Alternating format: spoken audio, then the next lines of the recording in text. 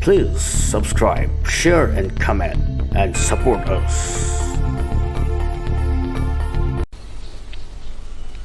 Taramapansuba Pandu Tanglo matang phanayamna laisile suklaba longa chingi chingdon thak naiton thamliba umapati ki piktak chengtakpa mandir gi akoibada thogan tauriba haipal lepan pumamak nungsuk nungjanana tumin lepnarambadagi paujel haiba malang mana chingi chingdon lomlakpada mahai haina humna amaga wahang pahong narakle pangkhalakpa thajasu umapati pu darshan tauruge haibagum asum leitharakle agya Kasidas mandir gi mamang aduwaida yamna ningba kaina hangat handa chatlambadagi Swamiji na lainariba sang machadugi manung changlakle phamang de hippoi phamboy Swamiji bu sanghoba makhoi ani du tumtharamle khuyau oirap thariba phak adomda changlaktuna ngaihak pothage haibagum mahak hek hiptharakpada Swamiji na khonjen phairap tawna kaurakpadu tai aigya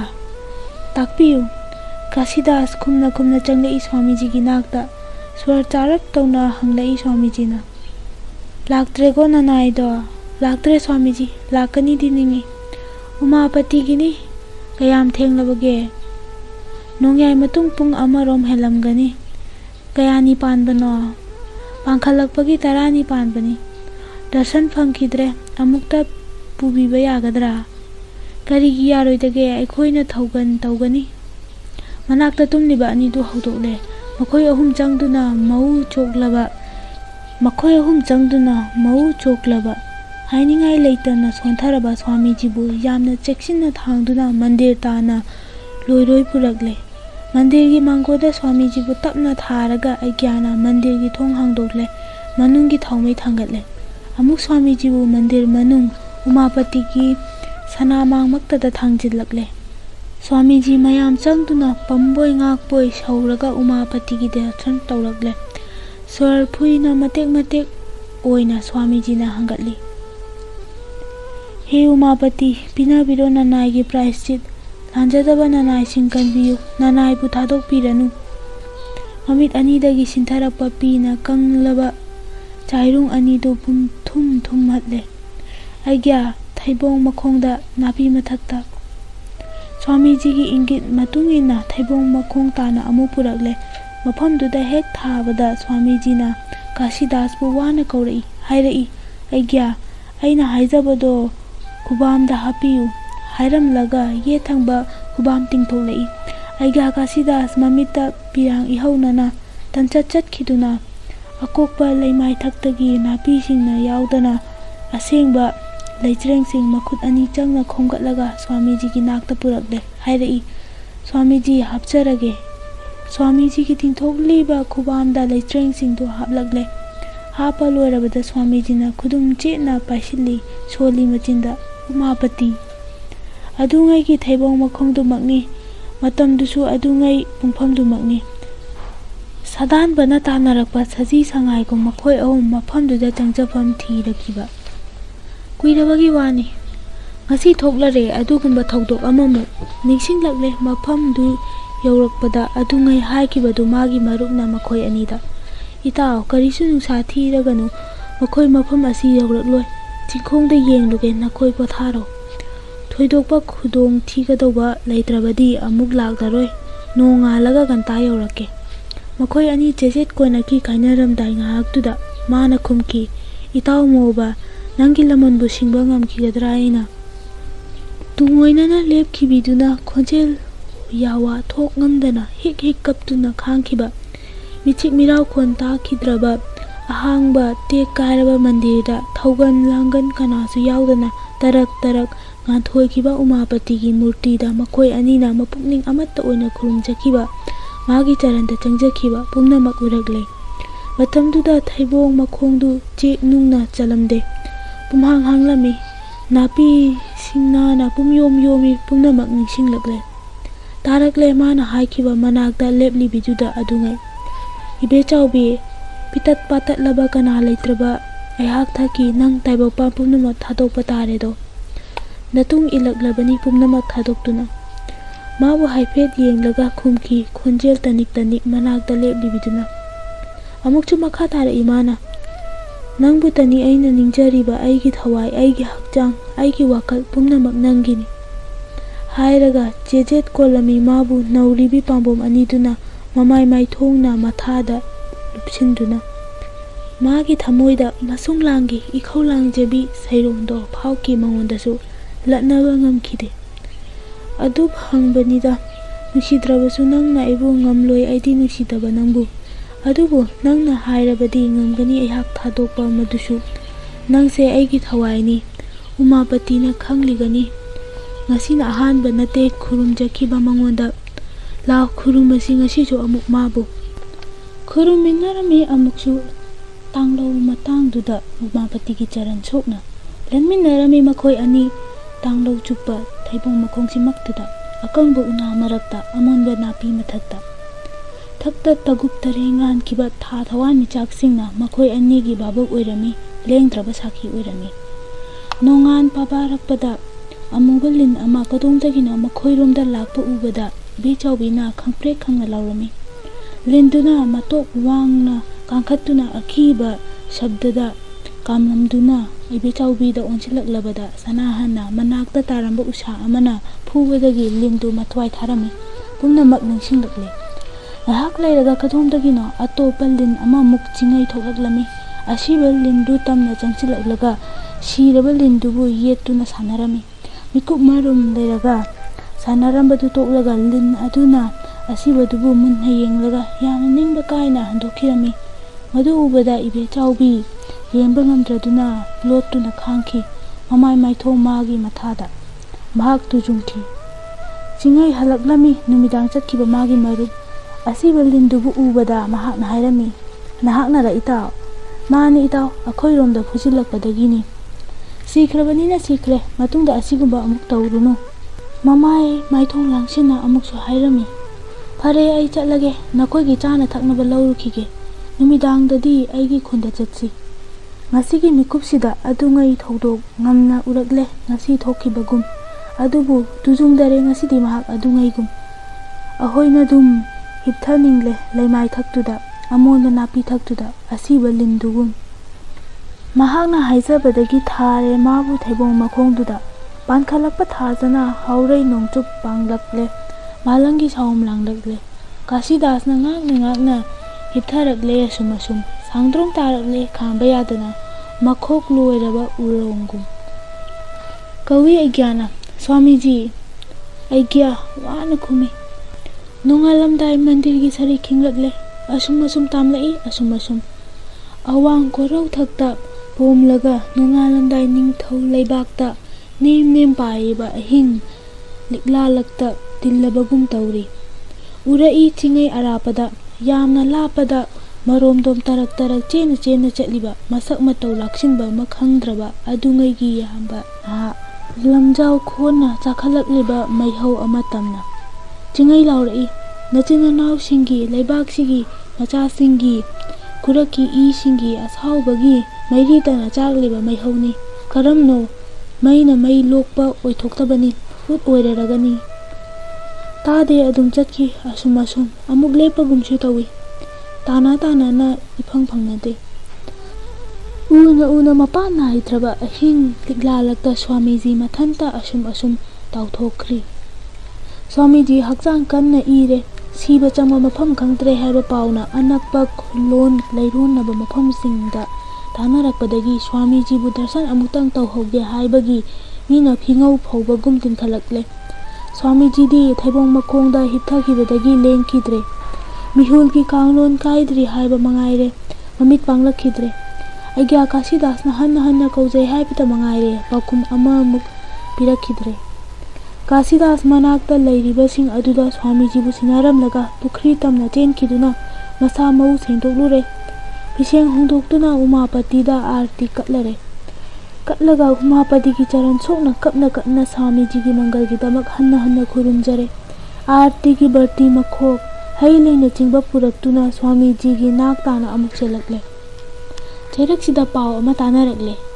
थानागी गारीना चिंखोंग थले स्वामीजीबु फागनी लाकले हाइगुमलदुना काखलकले खुलाई पाबा जवान सिंह चिंथक अदोमदा ꯍꯧꯅꯔꯨꯕ ꯌꯥꯎꯗꯅ ꯇꯤꯜꯂꯤꯕ ꯃꯤꯌꯥꯝꯗꯨꯅ ꯄꯨꯡꯀꯣꯏ ꯀꯣꯏꯈ꯭ꯔꯦ ꯖꯋꯥꯟꯁꯤꯡꯗꯨ꯫ ꯂꯨꯆꯤꯡꯂꯛꯄ DSPꯅ ꯐꯅ ꯍꯥꯏꯖꯩ ꯑꯗꯨꯕꯨ ꯃꯤꯌꯥꯝꯗꯨꯅ ꯂꯦꯡꯗ꯭ꯔꯕꯗ ꯃꯥꯏꯛꯀꯤ ꯊꯣꯡꯗ ꯑꯁꯨꯝꯅ ꯑꯃꯨꯛ ꯍꯥꯏꯖꯔꯛꯏ꯫ ꯂꯩꯕꯥꯛ ꯃꯆꯥꯁꯥ ꯑꯩꯈꯣꯏ ꯍꯨꯀꯨꯝꯒꯤ ꯏꯇꯨꯡ ꯏꯟꯅ ꯏꯊꯧ ꯄꯥꯡꯊꯣꯛꯄ ꯂꯥꯛꯄꯅꯤ꯫ ꯁ꯭ꯋꯥꯃꯤꯖꯤꯅꯤ ꯍꯥꯏꯔꯤꯕꯗꯨ ꯑꯁꯦꯡꯕ ꯅꯠꯇꯦ, ꯖꯦꯜꯗꯒꯤ ꯆꯦꯟꯈꯤꯕꯅꯤ, ꯃꯤꯆꯦꯟꯅꯤ꯫ ꯏꯊꯧ ꯄꯥꯡꯊꯣꯛꯄꯗ ꯑꯩꯈꯣꯏꯒꯤ ꯃꯇꯦꯡ ꯄꯥꯡꯕꯤꯌꯨ, ꯃꯌꯥꯝ ꯄꯨꯝꯅꯃꯛ ꯍꯟꯗꯣꯛꯄꯤꯌꯨ꯫ ꯀꯅꯥꯃꯠꯇ ꯂꯦꯡꯅꯗꯦ, ꯏꯁꯤꯡ ꯏꯄꯥꯛꯅꯗꯧꯒꯨꯝ ꯊꯠꯇꯨꯅ ꯑꯗꯨꯝ ꯃꯔꯩ꯫ ꯂꯥꯎꯔꯤꯕꯗꯨꯒꯤ ꯄꯥꯎꯈꯨꯝ ꯑꯣꯏꯅ ꯂꯥꯎꯏ ꯃꯤꯌꯥꯝꯗꯨꯅ, ꯎꯃꯥꯄꯇꯤꯒꯤ ꯖय, ꯁ꯭ꯋꯥꯃꯤꯖꯤꯒꯤ ꯖय꯫ ꯑꯁꯣꯝꯗꯅ ꯁ꯭ꯋꯥꯃꯤꯖꯤꯅ ꯇꯥꯛꯄꯤꯔꯝꯃꯤ ꯍꯥꯏꯕꯗꯒꯤ ꯁ꯭ꯋꯥꯃꯤꯖꯤꯒꯤ ꯑꯀꯣꯏꯕꯗ ꯂꯦꯞꯂꯤꯕ ꯃꯤꯌꯥꯝꯗꯨꯅ ꯁꯛꯂꯤ ꯁꯣꯜꯂꯤ ꯍꯔꯤꯅꯥꯝ꯫ ꯂꯥꯛꯂꯤꯕ ꯖꯋꯥꯟꯁꯤꯡ ꯃꯁꯤꯡ ꯌꯥꯝꯗꯦ, ꯖꯤꯞ ꯒꯥꯔꯤ ꯑꯅꯤꯇꯗ ꯂꯥꯛꯈꯤꯕꯅꯤ꯫ ꯇꯧꯔꯝꯂꯤꯕꯗꯨꯒ ꯑꯣꯟꯊꯣꯛꯅ ꯈꯦꯠꯅꯔꯝꯂꯦ꯫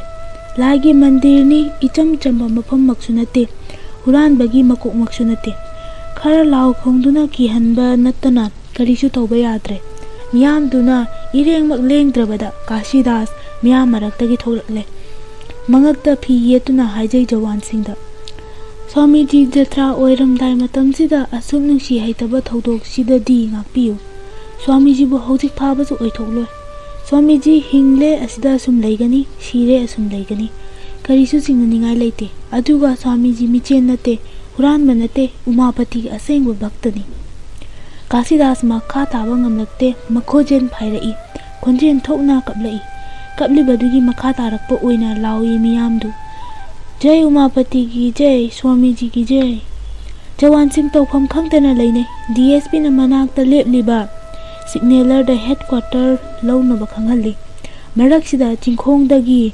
ꯅꯣꯡꯍꯧꯔꯔꯣꯏꯗꯒꯨꯝ ꯆꯦꯟꯅ ꯆꯦꯟꯅ ꯀꯥꯔꯛꯂꯤꯕ ꯃꯦꯍꯦꯔꯥꯂꯤ, ꯁꯪꯕꯥꯅꯕꯤ, ꯑꯃꯤꯅꯥ ꯑꯗꯨꯒ ꯑꯃꯤꯔ ꯆꯤꯡꯒꯤ ꯆꯤꯡꯈꯣꯡ ꯍꯦꯛ ꯌꯧꯔꯛꯄꯗ ꯃꯤꯌꯥꯝꯅ ꯆꯛ ꯁꯣꯟꯅꯔꯤꯕꯗꯨ ꯇꯥꯔꯛꯏ꯫ ꯃꯦꯍꯦꯔꯥꯂꯤꯅ ꯑꯆꯠ ꯑꯋꯣꯛ ꯑꯃ ꯑꯅꯤꯗ ꯂꯥꯡꯅꯔꯤꯕꯗꯨꯒꯤ ꯃꯔꯝ ꯍꯪꯉꯨꯕꯗ ꯁ꯭ꯋꯥꯃꯤꯖꯤꯒꯤ ꯃꯪꯒꯜꯒꯤꯗꯃꯛ ꯁꯛ ꯁꯣꯜꯂꯤꯕꯅꯤ ꯍꯥꯏꯔꯛꯏ꯫ ꯃꯦꯍꯦꯔꯥꯂꯤ ꯑꯉꯥꯎꯕꯒ ꯆꯞ ꯃꯥꯟꯅꯩ, ꯃꯥꯏꯀꯩ ꯃꯔꯤ ꯂꯩꯅ ꯌꯦꯡꯏ, ꯃꯈꯨꯠ ꯑꯅꯤ ꯈꯨꯗꯨꯝ ꯆꯦꯠꯅ ꯄꯥꯏꯁꯤꯜꯂꯤ, ꯃꯊꯟꯇ ꯍꯥꯏꯖꯩ, ꯁ꯭ꯋꯥꯃꯤꯖꯤ ꯑꯩꯕꯨ ꯋꯥꯔꯧꯕꯤꯒꯅꯨ, ꯑꯃꯨꯛꯇꯗꯤ ꯉꯥꯏꯕꯤꯔꯝꯈꯣ, ꯑꯩꯒꯤ ꯎꯄꯥꯏ ꯂꯩꯈꯤꯗ꯭ꯔꯦ, ꯏꯄꯥ ꯊꯣꯡꯈꯤꯗ꯭ꯔꯦ꯫ ꯑꯃꯤꯅꯥ ꯃꯄꯥꯗ ꯌꯦꯡꯏ, ꯍꯪꯂꯛꯏ, ꯑꯄꯥ ꯀꯔꯤ ꯇꯧꯔꯦ, ꯀꯔꯤꯅꯣ ꯍꯥꯏꯔꯤꯗꯨꯕꯣ ꯆꯆꯥꯕꯨ? ꯑꯃꯤ, ꯏꯄꯥꯅ ꯍꯥꯏꯕꯗꯨꯅꯤ, ꯁꯛ ꯁꯣꯟꯅꯔꯤꯕ ꯄꯨꯡꯁꯦꯟꯒꯤ ꯃꯈꯣꯟꯁꯤ ꯇꯥꯗ꯭ꯔ ꯅꯪꯕꯨ? ꯏꯄꯥꯅ ꯊꯤꯟꯊꯈ꯭ꯔ ꯃꯥꯜꯂꯦ ꯁ꯭ꯋꯥꯃꯤꯖꯤ꯫ ꯀꯩꯗꯧꯕ? ꯎꯅꯕ ꯐꯪꯒꯅꯤ ꯊꯥꯖꯗ꯭ꯔꯦ꯫ ꯑꯃꯤꯔꯅ ꯏꯉꯛ ꯉꯛꯅ ꯍꯪꯂꯛꯏ, ꯆꯆꯥ ꯀꯗꯥꯏ ꯆꯠꯈ꯭ꯔꯕ? ꯃꯦꯍꯦꯔꯥꯂꯤ ꯄꯥꯎꯈꯨꯝ ꯄꯤꯔꯛꯇꯦ꯫ ꯃꯆꯦꯝꯗ ꯑꯃꯨꯛ ꯑꯣꯟꯁꯤꯜꯂꯛꯏ, ꯏꯆꯦ ꯆꯆꯥꯕꯨ, ꯏꯆꯦ, ꯃꯆꯦꯝꯕꯨ ꯀꯣꯜꯂꯤ꯫ ꯑꯃꯤꯔ ꯆꯦꯟꯈꯠꯂꯨ, ꯆꯆꯥꯒ ꯎꯅꯕ ꯐꯪꯕ꯭ꯔꯥ ꯌꯦꯡꯁꯤ꯫ ꯑꯃꯤꯔꯅ ꯃꯥꯡꯗ, ꯁꯪꯕꯥꯅꯕꯤ, ꯑꯃꯤꯅꯥ ꯇꯨꯡꯗ ꯃꯍꯩ ꯃꯍꯩ ꯆꯦꯟꯈꯠꯂꯛꯏ꯫ ꯃꯦꯍꯦꯔꯥꯂꯤ ꯈꯣꯡ ꯊꯥꯡꯐꯝ ꯈꯪꯗꯅ ꯆꯦꯟꯕꯒꯨꯝ ꯇꯧꯔꯤ, ꯃꯉꯝ ꯁꯥꯟꯗꯦ꯫ ꯃꯆꯥꯁꯤꯡꯅ ꯆꯦꯟꯈꯠꯈꯤꯕꯗꯨ ꯋꯥꯅ ꯏꯟꯅꯩ꯫ ꯑꯁꯨꯝ ꯆꯦꯟꯈꯠꯂꯛꯄꯗ DSPꯒ ꯖꯋꯥꯟꯁꯤꯡꯒ ꯂꯝꯕꯤꯒꯤ ꯅꯥꯀꯟ ꯑꯃꯗ ꯄꯨꯜꯂꯞ ꯂꯦꯞꯂꯝꯕꯗꯨ ꯎꯏ꯫ ꯃꯗꯨ ꯍꯦꯛ ꯎꯔꯨꯕꯗ ꯑꯃꯤꯅꯥ ꯁ꯭ꯋꯥꯏ ꯂꯥꯎꯏ, ꯑꯉꯥꯎꯕꯒꯨꯝ ꯀꯣꯏꯌꯦꯡ ꯌꯦꯡꯏ꯫ ꯃꯄꯥꯕꯨ ꯉꯥꯏꯔꯝꯃꯤ ꯑꯃꯤꯅꯥꯅ ꯆꯦꯟꯁꯤꯜꯂꯛꯇꯨꯅ ꯃꯄꯥꯒꯤ ꯈꯨꯠ ꯄꯥꯏꯗꯨꯅ ꯁꯝꯃꯤ꯫ ꯃꯟꯗꯤꯔ ꯃꯅꯥꯛ ꯌꯧꯔꯛꯄꯗ ꯃꯤꯌꯥꯝ ꯃꯔꯛꯇ ꯀꯣꯏꯆꯦꯟ ꯆꯦꯜꯂꯝꯕ ꯑꯩꯒ꯭ꯌꯥ ꯀꯥꯁꯤꯗꯥꯁ ꯃꯦꯍꯦꯔꯥꯂꯤ ꯃꯄꯥ ꯃꯆꯥꯁꯤꯡ ꯎꯕꯗ ꯀꯞ ꯂꯥꯎꯗꯨꯅ ꯆꯦꯟꯁꯤꯜꯂꯛꯏ, ꯃꯈꯨꯠ ꯑꯅꯤ ꯂꯣꯟꯅꯗꯨꯅ ꯇꯝꯃꯤ ꯀꯞꯅ ꯀꯞꯅ꯫ ꯁ꯭ꯋꯥꯃꯤꯖꯤꯅ ꯍꯪꯂꯝꯃꯤ ꯁꯥꯍꯦꯕꯄꯨ ꯅꯨꯃꯤꯗꯥꯡ ꯑꯊꯦꯡꯕꯗ, ꯁ꯭ꯋꯥꯃꯤꯖꯤ ꯀꯩꯗꯧꯔꯕ? ꯁ꯭ꯋꯥꯃꯤꯖꯤ ꯖꯇ꯭ꯔꯥ ꯑꯣꯏꯈ꯭ꯔꯦ꯫ ꯍꯥꯏ ꯈꯣꯗꯥ! ꯃꯦꯍꯦꯔꯥꯂꯤ ꯂꯦꯞꯂꯝꯕꯗꯒꯤ ꯃꯀꯣꯛ ꯄꯥꯏꯗꯨꯅ ꯐꯝꯊꯔꯛꯏ꯫ ꯃꯌꯥꯝ ꯄꯨꯝꯅꯃꯛ ꯃꯉꯣꯟꯗ ꯌꯦꯡꯅꯩ꯫ ꯀꯥꯁꯤꯗꯥꯁꯅ ꯃꯈꯥ ꯇꯥꯊꯔꯛꯏ, ꯁ꯭ꯋꯥꯃꯤꯖꯤ ꯉꯥꯏꯔꯤ ꯁꯥꯍꯦꯕꯄꯨ, ꯏꯆꯥꯁꯤꯡꯕꯨ, ꯊꯩꯕꯣꯡ ꯃꯈꯣꯡ ꯑꯁꯤꯗ꯫ ꯃꯦꯍꯦꯔꯥꯂꯤ ꯑꯉꯥꯎꯕꯒꯨꯝ ꯐꯨꯛ ꯍꯧꯒꯠꯂꯛꯏ, ꯂꯥꯛꯏ ꯊꯩꯕꯣꯡ ꯃꯈꯣꯡ ꯇꯝꯅ, ꯃꯆꯥꯁꯤꯡꯅ ꯃꯇꯨꯡꯗ꯫ ꯂꯩꯍꯧ ꯐꯔꯕ ꯀꯨꯝꯁꯤꯡ ꯈꯪꯗꯅ ꯎꯃꯥꯄꯇꯤꯒꯤ ꯊꯧꯒꯜ ꯐꯪꯖꯔꯛꯂꯕ ꯊꯩꯕꯣꯡ ꯍꯩꯄꯥꯟꯗꯨꯒꯤ ꯃꯈꯣꯡꯗ ꯃꯆꯨ ꯃꯆꯨꯒꯤ ꯂꯩꯔꯥꯡꯁꯤꯡꯅ ꯀꯣꯛꯇꯒꯤ ꯇꯣꯟ ꯐꯥꯎꯕ ꯂꯩꯇꯦꯡꯂꯕ ꯑꯉꯧꯕ ꯐꯤꯅ ꯀꯨꯞꯇꯨꯅ ꯌꯥꯇꯥꯔꯤꯕ ꯑꯗꯣꯝꯗ꯫ ꯀꯥꯁꯤꯗꯥꯁ ꯆꯪꯁꯤꯜꯂꯛꯇꯨꯅ ꯃꯥꯏꯊꯣꯡ ꯀꯨꯞꯂꯤꯕ ꯐꯤꯗꯨ ꯍꯦꯛ ꯍꯥꯏꯗꯣꯛꯂꯛꯄꯗ ꯑꯁꯪꯕ ꯅꯥꯄꯤ ꯊꯛꯇꯨꯗ ꯆꯤꯛꯅ ꯇꯨꯝꯈꯨꯟ ꯇꯥꯔꯝꯂꯤꯕꯒꯨꯝ ꯌꯥꯇꯥꯔꯤꯕ ꯁ꯭ꯋꯥꯃꯤꯖꯤꯒꯤ ꯃꯥꯏꯊꯣꯡ ꯊꯝꯕꯥꯜ ꯎꯔꯛꯏ꯫ ꯑꯀꯣꯏꯕꯗ ꯂꯦꯞꯂꯤꯕ ꯃꯤꯌꯥꯝꯗꯨꯅ ꯂꯥꯎꯏ, ꯖय ꯎꯃꯥꯄꯇꯤꯒꯤ ꯖय, ꯁ꯭ꯋꯥꯃꯤꯖꯤꯒꯤ ꯖय꯫ ꯀꯥꯁꯤꯗꯥꯁꯅ ꯐꯥꯏꯔꯕ ꯈꯣꯟꯊꯣꯛꯇ ꯍꯪꯒꯠꯂꯤ ꯁ꯭ꯋꯥꯃꯤꯖꯤꯗ, ꯁ꯭ꯋꯥꯃꯤꯖꯤꯅ ꯈꯧꯔꯥꯡꯅ ꯉꯥꯏꯕꯤꯈꯤꯕ ꯃꯦꯍꯦꯔꯥꯂꯤ ꯁꯥꯍꯦꯕ ꯂꯦꯡꯂꯛꯂꯦ꯫ ꯃꯆꯥꯁꯤꯡꯁꯨ ꯌꯥꯎꯔꯛꯏ, ꯀꯔꯤ ꯇꯥꯛꯄꯤꯅꯤꯡꯕ? ꯃꯈꯥ ꯇꯥꯕ ꯉꯝꯗꯅ ꯈꯣꯟꯖꯦꯜ ꯊꯣꯛꯅ ꯀꯞꯄꯤ꯫ ꯁ꯭ꯋꯥꯃꯤꯖꯤꯅ ꯀꯔꯤ ꯇꯥꯛꯄꯤꯔꯛꯄꯒꯦ ꯉꯥꯏꯕꯒꯨꯝ makut ani lona maithong mapamaktada phamtharei. Meherali angaubagum Swamiji gi makalamlaba maithong thambal yengna chap lepi. Amir machegi makut kanthoklaga magi chacha tamna chenchilei maithong thambal bu koli. Kaplauna kawi chacha chacha. Meherali changsilaktuna chingthoi machabu. Amir haunade Swamiji bu sokpa haunade. Amina sangbana bi Swamiji bu yengdaga changchi sangamda kona duna kapminai. Kasidas na hairei. Saheb ichana apamba tawjasanu. Angang singsi macha makni takpiramina nai aigonda. Swamiji chat bijat khaide mi pumnamak chap manai dharma gi khenaba leikide.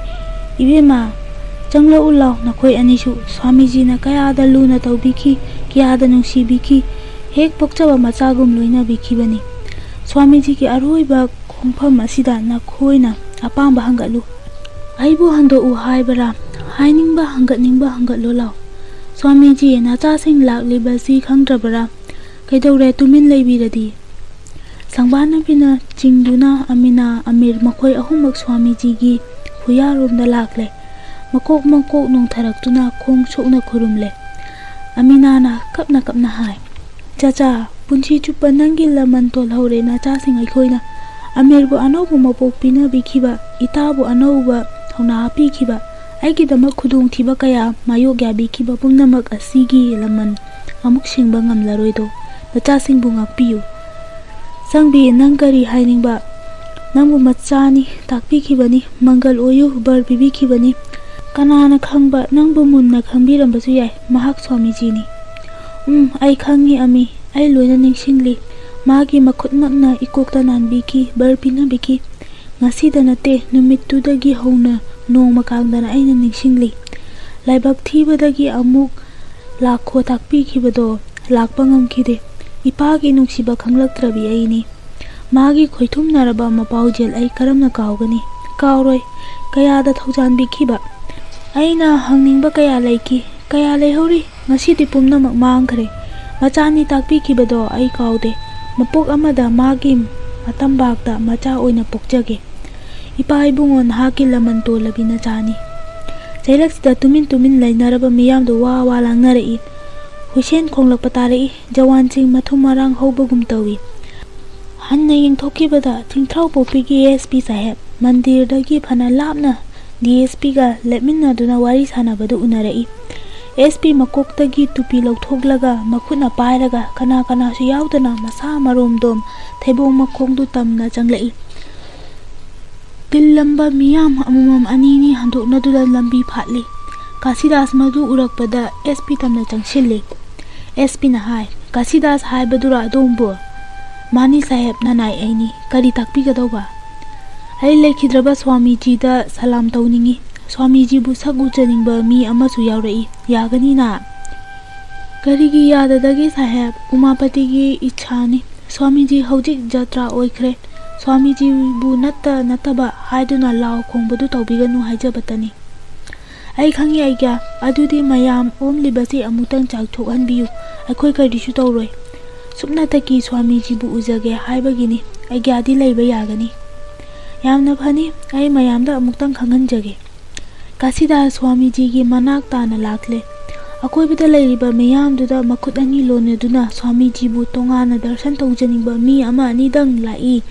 mayam amuktang handokpiyu haijarakle aigagi wadu takpada mayam du punna jai Umapati gi jai Swamiji gi jai haina lauramlaga amamam ani ni handoknarakpaduda Meherali saheb su macha singsu yaure pumnamak handoknakraba tungda SP na arapada lephauriba DSP da makhut haiduna ingit tawi DSP na parap handokhiduna jawan singna question chenaduna thamlamba miyai challaba kuchu kumen palaba miyoi matau pharaba makoi marang chomba nupa ama pujuna SP saheb ki nak tana changlakle SP na manak thalepniba aiga Kasidas ta handoknabada yaukhiba Meherali saheb pu kaurunaba takpi Kasidas chenduna Meherali da paudu tami makoi ani chingei lai SP na Meherali da changchilakna khuchoi Meherali na hangi saheb kari tawbigadawbano lakliba nupasibu Swamiji gi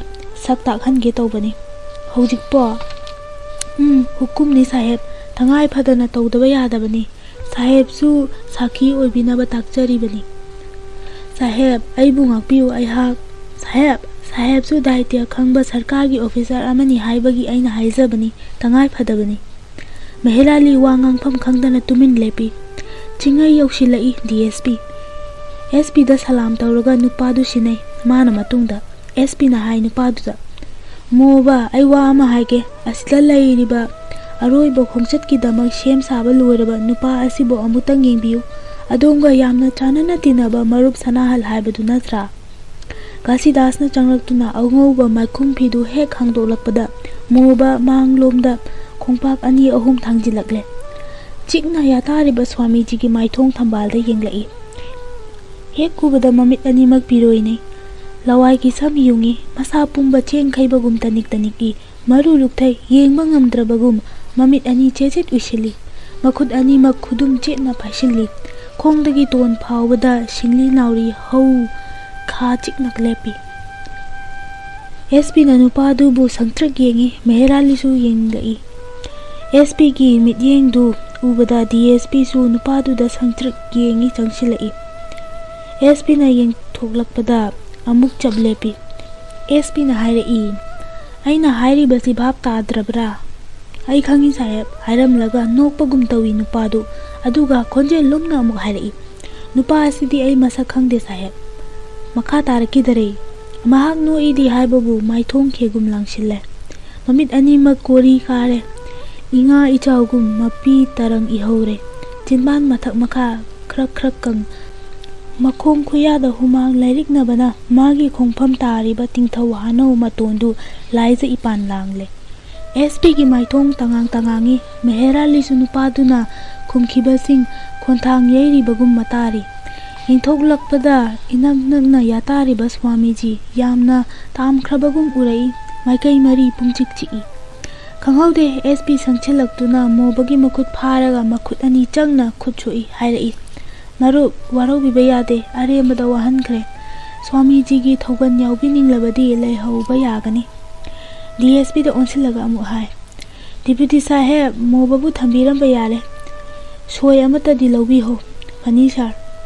Ani du laithoktuna chatkrabada SP na Meherali gi manakta changlai. Meherali na hangi. Makha kari taubigadawri saheb. SP na akhoi gi thabak loijare. Saheb su tabikre hojik khum kibadu. Jeldagi chen ki haiba misaktu natlamdre. Lairamlibasidi Umapati gi bhakta oiramle. Meherali ki wa amuk ngaramdana Swamiji romda pungyam chana onsilaklaga nithina salam katle. Meherali da onsilaga hairai. Saheb ti seba yaubigadawba male. Aidi chacharam lage. Good day. SP na makhut ani lonari badu mana oi pakhumdi pirakte. SP chatkibadu tamna yenghori. Diliba miyam duna ikai khumnabagum lambi phatlibadu su ui. Miyam pumnamak amuk haunaruba yaudana Swamiji na yatariba adomda pumyom silai. Anauba kaya amasu laknari. Kanana Swamiji gi khong paiduna khurumnai. Kana amana katli achauba lay. Kanana leichan chana semlaba lay gi pare. Marak sida Professor Naba nanghauroi dawgum chansilai. Meherali na kokshinbi. Changlau lau ibungo nahak ngaiba ngamlamdre. Adubo aikoina thilhaure. Swamiji na han khiramle. Amuktang khurumjau na koibu apukpagum nungsibikhiba Swamiji ni. Naba mamitta ira chena Swamiji gi khuyamakta da phamliba Amir Amina sangbana bigi manakta changlai. Khuu leipak tana Swamiji bu khurumi. Mataudu ubada phongdok phadraba wana thamoi nungda maigi chingum omlibi Amina khangpham khanglakte.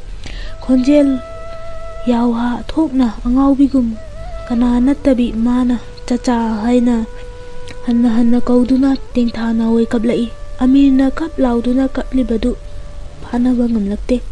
Maraksida SP da saktakhiba wangjauraba sukna uraba makoi marang chomlaba nupadusu mamai mami tangang karamba matamda yaurakibanu khanghaudana chap leplei mafamduda. Kasidas ngakna yengi mangonda. Haujiktani thokibadu kari taurakpa munna yengi Kasidas. Magi angakpa mityeng inarakpada मायोक्नना फमलिबि संबानबी Amina अमीर लापटप लेपलिबा मेहराली मखोय पुम्नमक्सु उइ नुपादुबु मखोयसु येंगी चागदौबगुम मंगोललोमदा महाक तपना दंगसिलई स्वामीजी की माइथोंग थंबालबु मुन्ना येंगलगा ममाय ममित तरंग इपालांग सोंथांगना हाय इताव नताव वारौगनुको नुमिदांगदुदा उनाखिबदगी असुमना उनारगनी थाजरुद्रे अदुबु उनाररे अरोइबा पुंफमसिदा सक खंगनदना अखोय अनि कयादा नुंसिख्रबा जातिनदबा अखोय अनिगी हक्चांगदी तोंगाननै अदुबु थमोयदि अमता ओमिनखिदो ngasidi nasak isak खंगनखिद्रे नंबु अइना खंगद्रे नंगसु अइबु कौद्रे कलई हौखिबा पुंसी नंगी अइगी कयादा तामहौरबा कयादा ngखरबा असिनि मियोय poke मपो ngasidi nakhut khujing paige paingomdare nasa sanau sagonage sagonna phadare adubni itaw moba ithan karam leihogaba aigidi pari satli haiba mangai mawak cham khredo nangidi namom singel sathhauri imom kaida thanami khanghobara nahakpu ningam de dako itaw nataw ai leiri imom khongulirake ko halamoko itaw स्वामीजी की माइथोंग मपामक्तदा खु लैपाक्ता काउरेन कोंदैनबगुम कुंथरगले नुशीरबा मतावगी चेंगलौ सक्तंबु मिचानना Young मतावगी माइथोंगबु मखुद अनि चंगना पाय कपना हायरई इताव ऐ लहौखिगे नंग हालमलो नोंमा अमुक उन्नसी नंगना काखिबदो ऐ काउदे ऐ लैहौरी संबानबी नुपादुबु मुन्ना येंगी ममित कुप्तबा मखै महाक हौगलकले हेक हौगलकपगा मायोक्नै मेहरालीगा महाक माना SP दा खुमखिबा पाउखुमदु हौजिकसु तारी मोबा हाइबदुनी स्वामीजीना थोइदोकना इकाय खुमनाजखिबा खंगनिंग निंगसिंगलई मचासिंगबु कौरई नंहौरोइदोगुम संबानबी अमीर अमीना स्वामीजीगी नुंसिजरबा मरुपसिबु खुरुमलो लाव अमीर मागी मपानदगिनी स्वामीजीगिदमकनी संबानबी हाइबा मिंगौदु हेक ताबदा मोबा इंगक येंगलई चंगसिलकलिबा आंगांगसिंगदुदा अमममता ओइना मखोंग सोंगना खुरुमलिबा आंगांगसिंग मखुद मसा तनिक कोनखतपि नहागला अमीर मानी चाचा एनी नहागना अमीना अदुगा नंगना संबानबी संगबिसु कवि अमीनाना हाय मोबा संबानबीबु येंगना ममित अनिमक तरंग इहौवी मिफम होंगदे अदुम मयेंगी नुंसिबा मरुप मपाचागी खुथा लेरांग पोमजबदा मंगाइरिङै सिंगे लैना सुद्रिगै खुना पाइसी केनखिदौगुम लेपना कोइना चेलिङै हाउबा मरिङ माना मरिङगी हाउरक पुदुना ममोम सकपि माबु तरा चिन्दम लांगलिगद्रा जरै फि वाटलमगद्रा कोरौ थाउबुम लानगमदा ममागी मपाम युमदा येंगलखिबा माना अराक खुदिङ मचन सकपि ममाना ममोमगी मखुत पाइदुना हाउबा माबु मित्तपिरांग इहौना खोंजेल यावा थोंगमदा पंथौ पांखकनी ताखिबदो अदुङैगी अपिसक्तो ngasiदी सिंगे लैसा तमलमले मिता नता साहौ साबान पागी सक्तम लांगलमले अदुबु अदुङैगी नावागुम अदुम मौरी अदुङैगुम पमनिंगी अदुङैगुम कोनबिनिंगी अंगकपनी कपना नोई नोकना कपि ngasiदी लैसात फरबी ममोमबु येंगी पेनबा कौबा लैतरे करम पेनगनी कुमजा कया उरुद्रे सना लिकलु परेंगना लंगजादगी तत्खिङै पल्लेमगी काइदोंग होंखिङै हाउबा मसोंग कांगमदा मिचानै अखंगबा मपागा खंजदबी ममोमगा संबानबी निंजिंग मांजिंगनाबगुम ममित कुप्तना येंगी मोबदा निंसिंगबा थोकते येंगबसु थोकते मोबा खंगौदना हाइदोकी इपागी इबेमा इपाबु वारोगनुको हाइदोलुरगा करिनोमा खंगनिंग निंसिंगलकपगुम खंगलेप लेपकी मखा तारकते करिगी हाइरुबा अदुसु खंगदे संबानबी मोबगी वांगांदु हेक ताबदा तुजुंग माइजुंगनी मोबसु हिक हैना कपलई मेहराली अनिगी मतौदु उरगा मसा मतोमता लेबम खंगद्रबगुम तवी लंगजरबा मी अमगुम मोबदा ओनचिंगदुना ngaingomdana yengi संबानबी करी खल्लुबनो खंगदे लेपलंबदगी फमथरकले कना नत्तबा मोबगी मखोंग अनि कोले लांगतंगनरबी फिरांगना थोमलबी ममित अनिना मोबबु येंगलगा हायरई इपा नंगबु कनानो आइबु लेफम खंगद्रेगबा अमुत्ता ताकपियु कैदोगे मोबदा नोंखोंग फुइबा ꯅꯣꯡꯍꯧꯒꯨꯝ ꯃꯃꯤꯠ ꯑꯅꯤꯗ ꯄꯤꯒꯤ ꯏꯔꯥ ꯁꯤꯟꯊꯅ ꯃꯃꯣꯝ ꯃꯥꯟꯕꯤꯕꯨ ꯀꯣꯟꯈꯠꯄꯤꯔꯦ꯫ ꯍꯤꯛ ꯍꯩꯔꯕ ꯈꯣꯟꯊꯣꯛꯇ ꯇꯥꯛꯄꯤꯔꯛꯏ꯫ ꯏꯕꯦꯝꯃ, ꯏꯄꯥꯗꯣ ꯍꯥꯎꯕ ꯃꯔꯤꯡꯅꯤ, ꯅꯄꯥꯒꯤ ꯃꯉꯥꯏ꯫ ꯑꯩꯕꯨ ꯄꯣꯛꯄ ꯏꯄꯥꯒꯤ ꯃꯉꯥꯏ? ꯃꯥꯅꯤ, ꯅꯄꯥꯒꯤ ꯃꯉꯥꯏꯅꯤ꯫ ꯍꯥꯏꯌꯨ, ꯀꯔꯤ ꯍꯥꯏꯅꯤꯡꯕ? ꯑꯗꯨꯗꯤ ꯑꯃꯨꯛꯇ ꯇꯥꯛꯄꯤꯌꯨ, ꯏꯄꯥꯒꯤ ꯃꯉꯥꯏꯗꯣ ꯀꯩꯗ ꯂꯩꯕꯒꯦ? ꯑꯩꯒꯤ ꯏꯄꯥꯗꯣ ꯅꯣꯡꯂꯩ ꯅꯨꯡꯁꯤꯠ ꯂꯥꯡꯕꯗ ꯃꯗꯣꯝ ꯋꯥꯅ ꯈꯥꯡꯂꯤꯕ ꯇꯂꯥ ꯎꯔꯣꯡꯒꯨꯝ ꯃꯁꯥ ꯄꯨꯝꯕ ꯇꯅꯤꯛ ꯇꯅꯤꯛ ꯃꯣꯕ ꯃꯆꯥꯕꯨ ꯁꯤꯠ ꯅꯥꯟꯕꯤ꯫ ꯇꯥꯛꯀꯅꯤ, ꯏꯄꯥꯅ ꯁꯣꯏꯗꯅ ꯇꯥꯛꯀꯅꯤ꯫ ꯅꯄꯥꯗꯣ ꯑꯩꯒꯨꯝꯕ ꯅꯠꯇꯦꯗꯣ, ꯃꯆꯥ ꯈꯥꯏꯗꯅ ꯃꯆꯥ ꯄꯨꯝꯅꯃꯛꯄꯨ ꯃꯥꯒꯤ ꯃꯆꯥꯃꯛꯅꯤ ꯈꯜꯂꯤꯗꯣ꯫ ꯏꯄꯥꯅ ꯆꯤꯡꯖꯥꯔꯣꯏ ꯑꯣꯏꯕꯅ ꯏꯃꯣꯝ ꯅꯪꯕꯨ ꯀꯣꯟꯉꯝꯈꯤꯗꯦ꯫ ꯅꯪ ꯋꯥꯔꯧꯅꯨ, ꯁꯦ ꯌꯦꯡꯉꯨ, ꯉꯁꯤ ꯀꯧꯔꯧ ꯅꯣꯡꯁꯤꯗ ꯅꯪꯒꯤ ꯃꯥꯡꯗ ꯑꯔꯣꯏꯕ ꯈꯣꯡꯆꯠꯀꯤ ꯁꯦꯝ ꯁꯥꯔꯤꯕ ꯁ꯭ꯋꯥꯃꯤꯖꯤ ꯁꯪꯕꯥꯟꯅꯕꯤ ꯑꯉꯥꯎꯕꯤꯒꯨꯝ ꯂꯩꯊꯣꯛꯂꯛꯏ꯫ ꯁ꯭ꯋꯥꯃꯤꯖꯤ ꯀꯅꯥ? ꯑꯩꯒꯤ ꯃꯥꯅꯤ, ꯅꯪꯕꯨ ꯄꯣꯛꯄ ꯅꯄꯥꯅꯤ, ꯑꯩꯕꯨ ꯄꯣꯛꯄ ꯏꯄꯥ꯫ ꯁꯪꯕꯥꯟꯅꯕꯤ ꯑꯉꯥꯎꯕꯤꯒꯨꯝ ꯂꯥꯎꯔꯝꯂꯒ ꯆꯦꯟꯁꯤꯟꯒꯦ ꯍꯥꯏꯕꯒꯨꯝ ꯃꯈꯣꯡ ꯍꯦꯛ ꯊꯥꯡꯒꯠꯂꯛꯄꯃꯛꯇꯗ ꯎꯔꯥ ꯐꯨꯛꯂꯕ ꯎꯔꯣꯡꯒꯨꯝ ꯃꯥꯂꯦꯝ ꯂꯩꯗ ꯍꯤꯛꯊꯗꯨꯅ ꯇꯥꯔꯛꯂꯦ꯫ ꯑꯃꯤꯅꯥ ꯆꯦꯟꯁꯤꯜꯂꯛꯇꯨꯅ ꯃꯇꯥꯕꯨ ꯀꯣꯟꯈꯠꯂꯤ꯫ ꯅꯕ ꯑꯃꯤꯔ ꯃꯦꯍꯔꯥꯂꯤ ꯆꯦꯟꯁꯤꯜꯂꯛꯏ꯫ ꯃꯣꯕ ꯇꯧꯐꯝ ꯈꯪꯗꯅ ꯃꯁꯥꯗ ꯐꯥꯎꯈꯤꯕ ꯆꯩꯅꯥꯃꯛꯄꯨ ꯈꯥꯡꯕ ꯉꯝꯗ ꯑꯉꯥꯎꯕꯒꯨꯝ ꯇꯣꯜꯍꯥꯏꯅꯈꯤ꯫ ꯑꯃꯤꯅꯥꯅ ꯃꯇꯥꯕꯨ ꯆꯦꯖꯦꯠ ꯀꯣꯜꯂꯒ ꯇꯟꯀꯧ ꯀꯧꯏ꯫ ꯇꯥꯔꯛꯇ꯭ꯔꯕꯗ ꯅꯕꯗ ꯍꯥꯏ, ꯑꯣꯖꯥ, ꯏꯁꯤꯡ꯫ ꯅꯕ ꯐꯨꯛ ꯍꯧꯒꯠꯂꯛꯇꯨꯅ ꯆꯦꯟꯒꯦ ꯍꯦꯛ ꯇꯧꯕꯗ ꯑꯩꯒ꯭ꯌꯥ ꯀꯥꯁꯤꯗꯥꯁꯅ ꯁ꯭ꯋꯥꯃꯤꯖꯤꯒꯤ ꯅꯥꯛꯇ ꯈꯤꯜꯂꯤꯕ ꯈꯨꯖꯥꯏꯗꯨ ꯇꯥꯞ ꯄꯥꯏꯗꯨꯅ ꯂꯥꯟꯁꯤꯜꯂꯛꯏ꯫ ꯑꯃꯤꯅꯥꯅ ꯃꯇꯥꯒꯤ ꯂꯋꯥꯏ ꯀꯣꯏꯔꯦꯟꯗ ꯃꯆꯤꯟꯅ ꯎꯝꯂꯒ ꯀꯥꯝꯊꯕꯤ, ꯏꯁꯤꯡꯗꯨ ꯑꯃꯨꯛ ꯍꯥꯞꯄꯤ꯫ ꯃꯌꯥꯝ ꯆꯪꯗꯨꯅ ꯂꯥꯏꯀꯟꯅꯩ꯫ ꯀꯔꯝꯅꯣ ꯍꯥꯏꯗꯨꯅ ꯃꯌꯥꯝ ꯆꯪꯗꯨꯅ ꯉꯥꯏꯍꯥꯛ ꯂꯥꯛꯅꯔꯕ ꯃꯇꯨꯡ ꯁꯪꯕꯥꯟꯅꯕꯤ ꯋꯥꯅ ꯍꯟꯊꯔꯛꯏ꯫ ꯃꯇꯥꯕꯨ ꯆꯦꯖꯦꯠ ꯀꯣꯟꯅ ꯑꯋꯥ ꯃꯆꯥ ꯈꯥꯡꯉꯤ꯫ ꯑꯃꯤꯅꯥꯅ ꯊꯦꯝꯖꯤꯜꯂꯤ, ꯁꯪꯕꯤ, ꯁ꯭ꯋꯔ ꯆꯅꯤꯡ ꯇꯥꯅ ꯍꯣꯟꯊꯧ, ꯅꯃꯤꯠ ꯎꯏꯁꯤꯜꯂꯨ, ꯉꯥꯏꯍꯥꯛ ꯄꯣꯊꯥꯎ꯫ ꯁꯪꯕꯥꯟꯅꯕꯤ ꯇꯥꯏ ꯃꯇꯥꯅ ꯍꯥꯏꯕꯗꯨ꯫ ꯃꯃꯤꯠ ꯑꯅꯤꯗꯒꯤ ꯁꯤꯟꯊꯔꯤꯕ ꯄꯤꯔꯥꯡ ꯂꯦꯞꯄ ꯂꯩꯇꯦ꯫ ꯃꯃꯤꯠ ꯎꯏꯁꯤꯜꯂꯤ ꯍꯥꯏꯕ ꯃꯉꯥꯏ, ꯃꯁꯥ ꯄꯨꯝꯕ ꯄꯨꯝꯆꯣꯛ ꯆꯣꯛꯊꯩ, ꯁ꯭ꯋꯔ ꯐꯨꯏꯔꯛꯏ꯫ ꯀꯥꯁꯤꯗꯥꯁꯅ ꯇꯞꯅ ꯍꯥꯏ, ꯁꯥꯍꯦꯕ, ꯑꯩꯒꯤ ꯁꯪ ꯃꯆꯥꯁꯤꯗ ꯉꯥꯏꯍꯥꯛꯇ ꯄꯣꯊꯥꯍꯟꯕꯅ ꯐꯔꯣꯏꯗ꯭ꯔꯥ? ꯃꯦꯍꯔꯥꯂꯤꯅ ꯈꯨꯝꯕ ꯅꯪꯗ꯭ꯔꯤꯉꯩ ꯁꯪꯕꯥꯟꯅꯕꯤꯅ ꯄꯨꯕꯤꯒꯅꯨ ꯍꯥꯏꯕꯒꯨꯝ ꯃꯈꯨꯠ ꯍꯥꯏꯔꯛꯏ꯫ ꯑꯃꯤꯅꯥꯅ ꯍꯥꯏ, ꯑꯩꯒ꯭ꯌꯥ, ꯑꯁꯨꯝ ꯂꯩꯖꯁꯅꯨ꯫ ꯁꯪꯕꯤ, ꯀꯅꯥꯁꯨ ꯅꯪꯕꯨ ꯄꯨꯔꯣꯏ, ꯁ꯭ꯋꯥꯃꯤꯖꯤꯒꯤ ꯅꯥꯛꯇ ꯑꯁꯨꯝ ꯂꯩꯒꯅꯤ꯫ ꯃꯥꯅ ꯈꯨꯝꯂꯛꯏ, ꯄꯣꯛꯄꯗꯒꯤ ꯍꯧꯅ ꯉꯁꯤ ꯐꯥꯎꯕꯗ ꯃꯥꯇꯕꯨ ꯂꯥꯏꯅꯤꯡ ꯑꯣꯏꯗꯨꯅ ꯂꯨꯊꯣꯡ ꯆꯥꯛꯑꯣꯏꯅꯔꯛꯄꯤ, ꯃꯄꯥꯒꯤ ꯑꯃꯠꯇ ꯄꯣꯝꯖꯕꯤ, ꯁꯖꯤꯛ ꯊꯕꯥ ꯑꯣꯏꯖꯕꯤ ꯁꯪꯕꯥꯟꯅꯕꯤꯅꯤ ꯑꯃꯤꯅꯥ ꯈꯪꯏ꯫ ꯁ꯭ꯋꯥꯃꯤꯖꯤꯕꯨ ꯀꯅꯥꯅꯣ ꯍꯦꯛ ꯈꯪꯖꯕꯗ ꯁꯪꯕꯥꯟꯅꯕꯤꯗ ꯇꯥꯛꯅꯤꯡꯕꯅ ꯉꯥꯏꯉꯝꯗꯅ ꯈꯥꯡꯖꯈꯤꯕꯤꯅꯤ꯫ ꯃꯇꯥꯒꯤ ꯃꯩꯆꯥꯛ ꯃꯉꯣꯟꯗ ꯍꯥꯟꯅ ꯋꯥꯏꯈꯤ, ꯍꯧꯖꯤꯛꯁꯨ ꯀꯣꯛꯇ꯭ꯔꯤ ꯃꯩꯁꯥꯗꯨ꯫ ꯁꯛꯀ ꯎꯅꯗꯨꯅ ꯅꯪꯁꯦ ꯑꯩꯒꯤ ꯏꯆꯥꯅꯤ, ꯑꯩꯁꯦ ꯅꯪꯒꯤ ꯅꯄꯥꯅꯤ ꯍꯥꯏꯕꯗꯨꯇꯪ ꯍꯥꯏꯅꯗꯨꯅ ꯃꯤꯀꯨꯞ ꯑꯃꯇꯪ ꯑꯣꯏꯔꯕꯁꯨ ꯃꯄꯥ ꯃꯆꯥ ꯑꯅꯤꯅ ꯎꯅꯕꯒꯤ ꯍꯔꯥꯎ ꯅꯨꯡꯉꯥꯏꯖꯕꯗꯨ ꯀꯔꯤꯒꯤ ꯐꯪꯍꯟꯕꯤꯈꯤꯗꯕ ꯑꯃꯤꯅꯥ ꯊꯃꯣꯏ ꯄꯨꯕ ꯉꯝꯂꯛꯇꯦ꯫ ꯍꯦ ꯅꯣꯡꯗꯝꯕ, ꯅꯪꯒꯤ ꯅꯣꯡꯗꯝ ꯀꯔꯤꯒꯤ ꯑꯁꯨꯛ ꯅꯨꯡꯁꯤ ꯍꯩꯇꯕ? ꯊꯃꯣꯏꯅꯨꯡꯗ ꯇꯦꯡꯊꯥꯖꯩ꯫ ꯁꯪꯕꯥꯟꯅꯕꯤ ꯆꯤꯡꯉꯩ ꯃꯃꯤꯠ ꯄꯥꯡꯂꯛꯂꯦ꯫ ꯑꯃꯤꯅꯥꯗ ꯆꯤꯡꯅ ꯌꯦꯡꯂꯒ ꯍꯥꯏꯔꯛꯏ, ꯑꯃꯤ, ꯁ꯭ꯋꯥꯃꯤꯖꯤ ꯑꯩꯒꯤ ꯏꯄꯥꯅꯤ, ꯅꯪ ꯈꯪꯉꯕ꯭ꯔꯥ? ꯈꯪꯂꯦ꯫ ꯑꯩꯕꯨ ꯉꯥꯛꯄꯤꯔꯝꯒꯗ꯭ꯔꯥ? ꯑꯩꯅ ꯀꯔꯤꯒꯤ ꯂꯥꯛꯍꯧꯗꯕ?